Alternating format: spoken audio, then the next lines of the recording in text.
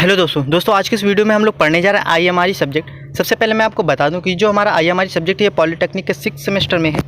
थोड़ी सी इन्फॉर्मेशन मैं यहाँ पर देना चाहूँगा। सबसे पहले कि जो हमारा यहाँ पर है ये चैनल है, यहाँ पर आपको क्या है कि आईएमआरई के ऑब्जेक्टिव क्वेश्चंस को भी सॉल्व करवाया जा रहा है, क्योंकि सभी आप लोगों को पता होगा कि आप लोगों के कैसे एग्जाम्स होने, ऑब्जेक्टिव को एग्जाम्स होने। तो ईडीडी सेकेंड और आपके आईएमआरई और यूडब्ल्यूटी इन सभी के ऑब्जेक्टिव क्वेश्चंस की भी सीरीज़ चल रही है। यहाँ पर यूडब्ल्यूटी के कम से कम मैंने 150 क्वेश्चंस करवा दिए हैं। इसके बाद मैंने आईएमआरई के लगभग से 300 क्वेश्चन, 300 क्वेश्चंस मैंने कंप्लीट करवा दिए हैं। और इसके बाद ईडीडी में भी लगभग मैंने 100 क्वेश्चन कंप्लीट करवा दिए हैं। तो दोस्तों अगर आपने वो नहीं देखे हैं और प्रॉपर आपको डेली क्लासेस आपको मिलती हैं इवनिंग पे, तो आप अगर नहीं देखें तो प्लीज़ जाइए, चैनल पर प्लेलिस्ट बनी हुई, वहाँ पर प्रॉपर आप जाके देख लीजिए। यहाँ पर जो थ्योरी क्लासेस हैं आईएमआरई की वो भी आपको कंप्लीट मिल रही। ये आज आपको जो तीसरा चैप्टर है ये लास्ट टॉपिक है, और आज के बाद आपकी थ्योरी क्लासेस आईएमआरई की फिनिश होती हैं। अगर हाँ कोई ऐसा टॉपिक है जो आपको नहीं समझ में आया है, मैं उसका लेक्चर अपलोड कर दूँगा, आप कमेंट्स सेक्शन में बता सकते हैं। तो सबसे पहले हम लोग यहाँ पर जो लास्ट पढ़ेंगे हम लोग वो है डोमेस्टिक इंस्टॉलेशन, यानी कि घरेलू संस्थापन। इस सिलेबस में आपको क्या क्या है, पहले मैं आपको सिलेबस थोड़ा सा दिखा देता हूँ कि सिलेबस में आपको क्या क्या पढ़ना है। तो ये आप देख रहे हो कि ये आपका क्या है, ये आपका सिलेबस है। इस सिलेबस में आपको पढ़ना क्या क्या है, तो इस सिलेबस में आपको पढ़ना है कि इंट्रोडक्शन पढ़ना है, testing of electric installation of building, testing of insulation resistance to earth, testing of insulation resistance between conductors, continuity and open test. ये सारी चीज़ें आपको पढ़नी है। अब हम लोग यहाँ पर सबसे पहले देखिए दोस्तों, क्योंकि यहाँ पर ये एज ए नोट्स ही है, आपको लगेगा बुक का पीडीएफ नहीं, बुक का पीडीएफ नहीं है, क्योंकि यहाँ पर सारा का सारा आपको एज ए नोट्स फॉर्म में है, ठीक है ना। तो आपको नोट्स फॉर्म में ही देने की कोशिश की जा रही है। आप इस वीडियो को जरूर अच्छे से देखिए, क्योंकि यहाँ से ऑब्जेक्टिव क्वेश्चन बहुत ही ज़्यादा और अच्छे से फ्रेम होंगे, ठीक है ना। और रिटर्न में तो इंपॉर्टेंट है ही है। तो सबसे पहले हम लोग बात करते हैं यहाँ पर भारतीय विद्युत नियम 1956 के नियम नंबर 47 के अनुसार। अब ये देखिए यहीं पर आपसे ऑब्जेक्टिव क्वेश्चन बनते हैं कि किस नियम के अनुसार। तो नियम नंबर 47 के अनुसार प्रत्येक संस्थापन पर विद्युत प्रवाहित करने से पहले कुछ परीक्षण करने चाहिए। अब इसमें आपका ऑब्जेक्टिव क्वेश्चन ऐसे बन जाता है कि कहीं पर भी आपको कुछ भी इंस्टॉल कर रहे हैं, तो वहाँ पर हम लोग चेकिंग के लिए कौन सा नियम आता है, तो वो आता है हमारा रूल नंबर 47। संस्थापन का विद्युत रोधन प्रतिरोध का परीक्षण अवश्य करना है। इसमें डीसी वोल्टता परपत दी जाती है। अब कैसे चेक करते हैं, तो हम लोग देखिए मैंने मेगर भी बता दिया, ओमीटर और ये सब सारा का सारा भी बता दिया कि इंसुलेशन रेजिस्टेंस का टेस्ट कैसे करते हैं। तो संस्थापन का विद्युत रोधन प्रतिरोध का परीक्षण आवश्यक है। इसमें डीसी वोल्टता परीक्षण में दी जाती है। ये वोल्टता परीक्षण वोल्टता के दुगने से कम नहीं होनी चाहिए, यानी कि जितना हमारा वोल्टेज लेवल वो जो वोल्टेज परिपथ है उससे दुगना का ही हमें कहीं ना कहीं जो मेगर वगैरह है, जो इक्विपमेंट्स है, उसको लेना चाहिए। यह डीसी वोल्टता मेगर के द्वारा परिपथ में दी जाती है। मेगर के द्वारा 500 वोल्ट, 1000 वोल्ट और 2500 वोल्ट तथा 5000 वोल्ट उत्पन्न कर सकते हैं। इसको परपथ की वोल्टता के अनुसार प्रयोग किया जाता है। किसी संस्थापन में सप्लाई देने से पहले निम्न परीक्षण करने चाहिए। अब इसमें बताया गया कि देखिए अब इंसुलेशन का रेजिस्टेंस टेस्ट तो हम लोग मेगर द्वारा कर रहे हैं, ठीक है। अब इसमें क्या है कि हमें ये चेक करना है कि उसमें कौन कौन से निरीक्षण किए जाते हैं सप्लाई देने से पहले। तो पहला इसमें विद्युत रोधन परीक्षण, प्रतिरोध परीक्षण, यानी कि इंसुलेशन रेजिस्टेंस टेस्ट, ये आपको देखना पड़ता है। तो इसके लिए मेगर द्वारा डीसी वोल्टता संस्थापन की वोल्टता के दोगुने के बराबर देते हैं। यदि वायरिंग पूर्ण है तो विद्युत रोधन प्रतिरोध नीचे लिखे मान से कम नहीं होना चाहिए। अब ये देखिए इसमें क्या है कि इसमें एक आपको फार्मूला दिया गया है। इसमें आपको निकालना होगा कि आप कैसे निकाल सकते हैं न्यूनतम विद्युत रोधन प्रतिरोध कहाँ का कितना होगा।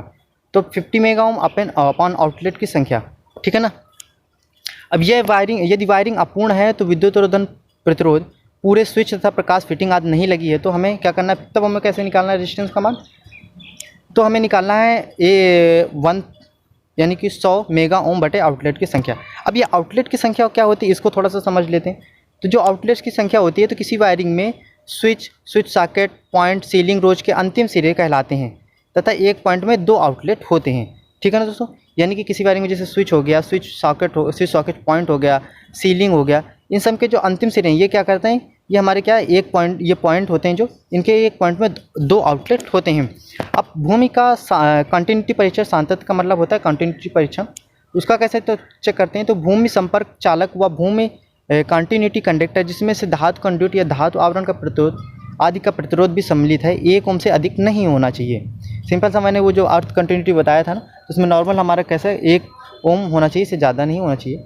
ध्रुवता परीक्षण, इस परीक्षण के द्वारा ये देखते हैं कि स्विच हो गए फेज या फिर धनात्मक चालक में लगाए गए हैं कि नहीं लगाए, यानी कि हमें पोलैरिटी देखनी होती है, जो इक्विपमेंट्स लगे उनकी पोलैरिटी वगैरह भी देखनी होती है। अब हम लोग बात करते हैं कि जो इंसुलेशन रेजिस्टेंस टू अर्थ होता है वो कैसा होता है, कितना होता है। तो यह परीक्षण करने से पहले निम्न बातों का पूर्ण रूप से पालन करना चाहिए। मुख्य स्विच ऑफ करना चाहिए तथा फ्यूज को हटा देना चाहिए, ठीक है ना। अब जैसे हम लोग जब हम लोग इंसुलेशन रेजिस्टेंस अर्थ टेस्ट करते हैं तो हमें ये सारे के सारे क्या है प्रिकॉशंस याद में रखने चाहिए। ये पहले से ये हमें एक्शन लेना चाहिए कि मुख्य स्विच ऑफ रखना चाहिए, फ्यूज हटा लेना चाहिए, डिस्ट्रीब्यूशन बोर्ड पर किट कैट लगे रहने चाहिए, सभी स्विच SPST ऑन होने चाहिए, सभी बल्ब अपनी जगह पर लगे रहने चाहिए, सीलिंग रोज प्लग सॉकेट को किसी तार के टुकड़े द्वारा लग परपत कर देना चाहिए। अब मुख्य स्विच के फेज उदासीन तार को एक साथ मेगर के एक सिरे पर जोड़ना चाहिए तथा दूसरे को क्या करना चाहिए कि एक भूम इलेक्ट्रोड से जोड़ना चाहिए। मेगर को हैंडल की सहायता से एक स्थिर चाल पर घुमाएं तथा मेगर पर नीचे लिखे सूत्र से कमान नहीं होने, यानी कि इसमें प्रॉपर हम निकाल लेते हैं। अब मेगर का मैं थोड़ा सा यहाँ पर ये लास्ट वाला पॉइंट थोड़ा समझा देता हूँ कि क्या होता है कि अगर हमें कहीं भी किसी भी इक्विपमेंट्स का हमें क्या करना है टेस्टिंग करनी है तो हम क्या करते थे कि एक तो इसका तार यहाँ ले आते थे, मतलब डायरेक्ट उस पर लगा दिए, और जिसके हमें टेस्टिंग करनी है, और एक तार हम लोग क्या कर देते थे ग्राउंड कर देते थे, और ये हमारा मेगर होता था। तो ये हम लोग मेगर के थ्रू ऐसे हम लोग इंसुलेशन का टेस्ट करते थे। मेगर के बारे में मैंने पीछे जो वीडियो इसके लिए केवल मेगर के लिए बताया उसमें मैंने बता दी कैसे उसका टेस्ट करते हैं, उसकी क्या कंस्ट्रक्शन होती है। सो दोस्तों अगर आपको बहुत ज़्यादा विस्तार में चाहिए तो आप जाके देख लीजिए, चैनल पे हमारी प्लेलिस्ट बनी हुई वहाँ पर देख लेंगे, ठीक है ना। अब लोग यहाँ पर हम लोग बात करते हैं कि जैसे ये हमारा एक डायग्राम दिया है, इस डायग्राम के थ्रू हम लोग निकालेंगे कि कितना इंसुलेशन रेजिस्टेंस टेस्ट होता है या फिर कितने आउटलेट्स हैं यहाँ पर। तो सबसे पहले आप देख सकते हैं कि यहाँ से हमारा क्या आया हुआ है, ये देखिए यहाँ पर, ये आप थोड़ा सा समझिए। यहाँ देखिए यहाँ से हमारा क्या है, यहाँ पर मेन बोर्ड है, यहाँ से हमारी सप्लाई आई है, ये देखिए हमारा मेन बोर्ड, यहाँ पे हमारा एनर्जी मीटर पे एक तरह से गया। अब यहाँ पर देखिए ये जैसे हमारा ये वायर है, अब ये वायर हमारा यहाँ पर इस बोर्ड में गया है और एक वायर इस बोर्ड में गया, ठीक है ना। एक हमारे न्यूट्रल है, एक हमारा फेज है। अब यहाँ से देखो फेज में तो एक ये चला गया, इसी तरीके से इससे यहाँ पर हम लोग एक ये बना दिए, यानी कि एक हमारे इक्विपमेंट्स ये हो गए। अब एक हमारा कॉमन कर दिया, ये हमारा क्या न्यूट्रल बोल दें या फिर अर्थ बोल दें। अब जैसे ये हमारा जो तार है, अब इसका हमें क्या करना है, इंसुलेशन का रेजिस्टेंस का टेस्ट करना है। तो एक तो देखो ये मेगर का एक तार तो यहाँ लगा दिया और एक तार को ग्राउंड कर दिए और इसको घुमाते हैं और इसके तरीके से यहाँ पर हमारी रीडिंग हमें मेगर में मिल जाती है। तो इस तरीके से हम लोग यहाँ पर चेक करते हैं। अब यहाँ पर देखो आउटलेट की संख्या क्या होगी, तो यहाँ पर देखो यहाँ पर क्या क्या है, तो एक स्विच हुआ बल्ब, तो 2 आउटलेट हो गए, प्लग एक तो 1 आउटलेट हो गया, ठीक है ना, ठीक है ना। और इसका उपयुक्त मान कितना 1 मेगा ओम से अधिक नहीं होना चाहिए, या फिर कम से कम 1 मेगा ओम तो होना ही चाहिए, ऐसा कह सकते हैं आप। अधिक क्या है मतलब ज़्यादा तो हो जाए वो क्या तो बढ़िया ही है। अब हम लोग बात करते हैं कि वायरिंग चालकों के विद्युत रोधन प्रतिरोध कैसे होते हैं। तो ये इसमें बात बताई गई है कि जो हमारे स्विच होते हैं स्विच ऑफ होना चाहिए, इसमें भी किट कैट निकाल देना चाहिए। यानी कि जो हमारे वायरिंग चालकों के बीच अगर हमें विद्युत रोधन का टेस्ट करना है तब क्या एक्शन लेना चाहिए या फिर, ठीक है ना। तो इसमें ये बताया गया है। तो जब अगर हमें 2 वायरिंग की, जैसे अगर ये तार है, इनके भी जो इंसुलेशन का टेस्ट करना है वो अगर देखना है तो क्या करना चाहिए, तो मुख्य स्विच ऑफ होना चाहिए, इसमें भी किट कैट निकाल लेना चाहिए। डिस्ट्रीब्यूशन बोर्ड के सभी किट कैट फ्यूज तार सहित लगे रहने चाहिए, कोई भी लैंप होल्डर में नहीं लगा रहना चाहिए, सभी स्विच ऑन होने चाहिए, प्लग सॉकेट में लगे उपकरण निकाल लेने चाहिए। मुख्य स्विच में से फेज तार मेगर के सिरे पर, उदासीन तार मुख्य स्विच से लैंप होल्डर में मेगर के दूसरे सिरे पर जोड़ना चाहिए। अब मेगर का हैंडल की सहायता से एक चाल से घुमाओ, मेगर में दर्शित उपरोक्त मान द्वारा मतलब उसे हम लोग रीडिंग पता कर लेते हैं मेगर के द्वारा कि क्या है कितना नहीं। देखिए इसमें भी सेम वैसे ही है। यहाँ पर देखिए आप सिंपल सा आप देख सकते हैं कि यहाँ पर हमारा क्या मेन मीटर है, यहाँ से सप्लाई गई है, ठीक है ना, यहाँ से हमारी क्या गई है सप्लाई गई है। इसके बाद सप्लाई जाने के बाद यहाँ से हमारी क्या हो गई, इसके बाद हम लोग फ्यूज बॉक्स में दिए हैं। फ्यूज बॉक्स में जो हमारा एक तो फेज वाला हो गया और एक न्यूट्रल वाला। अब यहाँ पर देखिए हमें इंसुलेशन का टेस्ट करना है, तो एक तो डायरेक्ट यहाँ पर अगर टेस्ट करना है, हाँ यहाँ देखिए 2 तारों को टेस्ट करना है, तो एक तार हमने यहाँ मेगर का लगा दिया, एक का ग्राउंड कर दिया। तो इस तरीके से यहाँ पर भी हम लोग वायरिंग चालकों के बीच विद्युत रोधन प्रतिरोध का मान ज्ञात कर सकते हैं। अब पोलैरिटी टेस्ट की बात करते हैं। पोलैरिटी टेस्ट को कैसे करते हैं, ठीक है ना दोस्तों, उसके बारे में हम लोग देखते हैं। तो 2 तारों के बीच ये संस्थापन में ये ज्ञात करने के लिए कि सभी स्विच जो एक ही तार फेज में जुड़े हैं कि नहीं है, ये परीक्षण करते हैं। लैंप परीक्षक लैंप का एक सिरा स्विच के सिरे से तो दूसरा भूचालक से जोड़िए। इस प्रकार से परीक्षक लैंप जल जाता है तो स्विच ठीक है फेज चालक में जुड़ा है, और बल्ब नहीं जलता है तो सब स्विच फेज चालक में नहीं जुड़े हैं और इसे ठीक करना चाहिए। अरे सिंपल सा आप ये समझिए कि अगर आप प्रॉपर आपका जो बल्ब है वो सही तरीके से जुड़ा है तो यानी कि सही उसकी पोलैरिटी है तो वो बल्ब जलेगा, अगर नहीं जुड़ा है तो ऑटोमेटिक नहीं जलेगा। सिंपल सी बात ये समझिए। अब आप देख सकते हैं कि ये जैसे ये हमारे क्या है, यहाँ पर क्या है, देखिए ये थोड़ा सा यहाँ पर गलत हो गया, यहाँ पर बल्ब नहीं जलना चाहिए, ये ऐसा नहीं। यहाँ देखिए यहाँ प्रॉपर आपकी ये देखो लाइन है, यहाँ पर आइए इस ग्राउंड कर दिया है, ये एक स्विच है। देखो ये प्रॉपर क्या है कि सर्किट कंप्लीट हो रही है, यहाँ पर तो ये बल्ब जल रहा है। अब यहाँ पर क्या है कि यहाँ पर कनेक्शन सही नहीं है, तो यहाँ पर क्या होगा कि यहाँ पर आपका बल्ब नहीं जल रहा है, ठीक है ना। तो इस तरीके से ये 2 डायग्राम हो गए और इसके थ्रू आप क्या पता लगा सकते हैं पोलैरिटी का। अब हम लोग बात करते हैं कि किसी दोष परिपथ में फ्यूज क्यों लगाते हैं और कहाँ पर लगाते हैं। सिंपल सा आपको पता होगा कि जो भूदोष हो गया, लघु परपथ दोष हो गया, फिर अति भार से सुरक्षा के लिए हम लोग क्या किसका प्रयोग करते हैं, फ्यूज का प्रयोग करते हैं। यह परिपथ विच्छेदित करने की इस प्रकार से कोई युक्त परिपथ में ना लगाई जाए तो वायरिंग नष्ट हो सकती है। यानी कि प्रॉपर प्रोटेक्शन अगर हम ना दें तो हमारी वायरिंग वगैरह में क्या क्षतिग्रस्त हो सकती है। भूमि दोष के कारण उपकरण के धातु वाले भागों में विद्युत धारा बनी रहेगी जो व्यक्ति को छूने पर उसकी मृत्यु का कारण भी बन सकती है। सिंपल से आप जानते ही हैं कि फ्यूज का प्रयोग क्यों करते हैं, उसे अगर नहीं लगाएंगे तो क्या होगा। फ्यूज सदैव सजीव तार में क्यों लगाते हैं, तो सिंपल सा है क्योंकि हम लोग, ये भी आपको लोगों को कहीं ना कहीं पता होगा, बस तो इस वजह से मैं यहाँ पर एज ए रीड करके बता दूंगा कि सप्लाई तारों में दो तारों से परिपथ कंप्लीट होता है। जो तार स्विच में से बल्ब को जाता है वह हमारा सजीव तार कहलाता है, तथा फ्यूज सजीव तार की जगह उदासीन तार पर लगाया जाए तो दोष पर फ्यूज लिंक जल जाए तो सभी उपकरण सजीव तार से संयोजित रहेंगे, जिससे कि विद्युत उपकरणों पर काम करने वाले व्यक्ति को झटका लग सकता है, दुर्घटना हो सकती है। यदि दोनों ही तारों पर फ्यूज लगा दिया जाए तो किसी कारणवश उदासीन तार पर फ्यूज पहले जल जाए तो उपरोक्त जैसी स्थिति हो जाएगी। अतः फ्यूज लिंक सदैव सजीव तार पर लगाया जाता है। इसका मतलब कहने का ये है कि आपने क्या कर दिया, न्यूट्रल पे या फिर उदासीन तार पे आपने फ्यूज लगा दिया। अब क्या हुआ कि मतलब अब वहाँ से सप्लाई तो आ रही है आपके इक्विपमेंट्स में और कनेक्शन आपका न्यूट्रल की तरफ कट हुआ, तो उससे क्या होगा कि जो भी व्यक्ति अगर कोई जाएगा तो उसको शॉक वगैरह लग सकता है अगर उसने इसको टच कर लिया तो। अब बात करते हैं जो हमारा इंटरनल जो बिल्डिंग की जो वायरिंग का निरीक्षण कैसे करते हैं वो क्या है।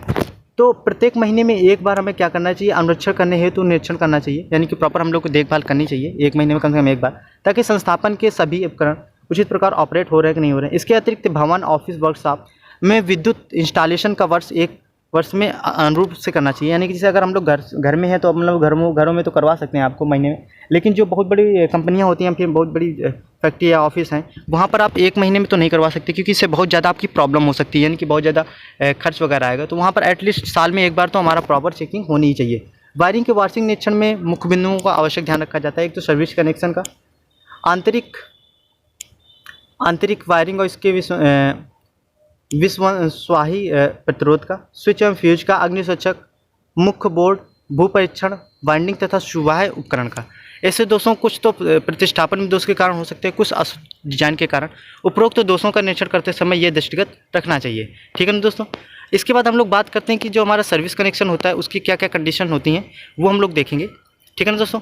तो हम लोग बात करते हैं कि जो सर्विस कनेक्शन आप जानते ही होंगे कि क्या होता है, एक फीडर होता है, डिस्ट्रीब्यूशन होता है और सर्विस मेंस होता है। तो उसी तरीके से वहीं से ही रिलेट है हमारा। तो यदि सर्विस मुख्य सिरोपरि लाइन्स में से है तो क्या ये जांच करना चाहिए कि लाइन भवन से उचित दूरी पर है कि नहीं, पोल आवश्यक धारिता का है कि नहीं है, फ्यूज लाइन पर संयोजित होना चाहिए। यदि कोई फ्यूज नहीं है तो आवश्यक लोड तारों की जांच करके सुनिश्चित करना चाहिए कि पूर्ण धारा वहन करने में समर्थ है नहीं। पाइप में तारों की सुरक्षा हेतु विश्वास यानी कि युक्त लगी होनी चाहिए। सीलिंग बॉक्स को चेक करना चाहिए, केबल तेल के परीक्षण का चिन्ह तो नहीं है, केबल कवच या भू संयोजित है तो नहीं है, यानी कि केबल वगैरह भी चेक कर लेना चाहिए।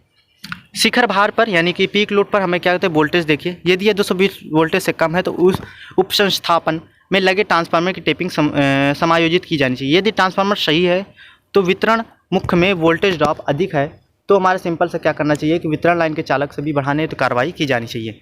यदि एमीटर, दूसरा पॉइंट इसमें हमें है कि यदि विद्युत संस्थापन बड़ा है तो उसके तीन कला या फिर 4 तार से सप्लाई की जा रही है तो क्लिप ऑन प्रत्येक एमीटर प्रत्येक कला द्वारा करना चाहिए। भार लोड में मतलब लोड में प्रॉपर है कि नहीं है, यानी कि बैलेंस लोड है कि नहीं है। यदि स्विच बोर्ड पर बस बार लगी है तो इन्हें खोलिए तथा साफ कर दीजिए। अतितापन का कोई चिन्ह तो नहीं है। स्विच बोर्ड पर सावधानी नोटिस स्थानीय भाषा में लगी होनी चाहिए।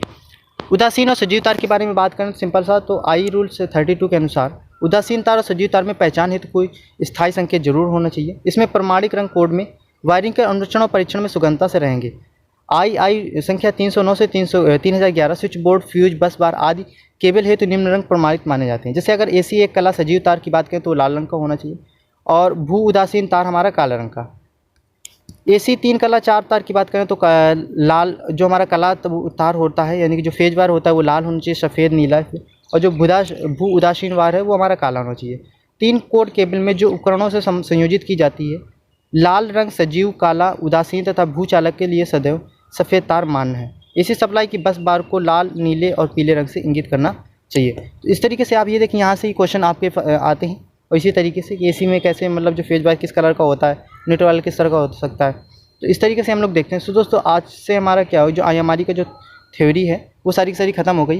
वैसे मैं यहाँ पर ऑब्जेक्टिव क्लासेस तो चल ही रही हैं, उसके बाद और भी मैं आपको अच्छे से प्रिपरेशन करवाऊँगा। सो दोस्तों अगर ये वीडियोज़ आपको थोड़े से भी हेल्पफुल लगे तो प्लीज़ चैनल को अगर अभी तक सब्सक्राइब नहीं किए तो प्लीज़ सब्सक्राइब कर लीजिए और वीडियो को लाइक शेयर एंड कमेंट्स करना ना भूलें। अगर आप इसकी PDF चाहते हो तो आप हमारे टेलीग्राम चैनल पर ज्वाइन हो सकते हैं। पॉलीटेक्निक लर्निंग 77 ये हमारे टेलीग्राम चैनल का लिंक है, ठीक है ना दोस्तों, ठीक है, जो कि हमारे यूट्यूब चैनल का ही नाम है, ठीक है ना दोस्तों। तो दोस्तों वीडियो को लाइक शेयर एंड कमेंट करना ना भूलें। थैंक यू दोस्तों।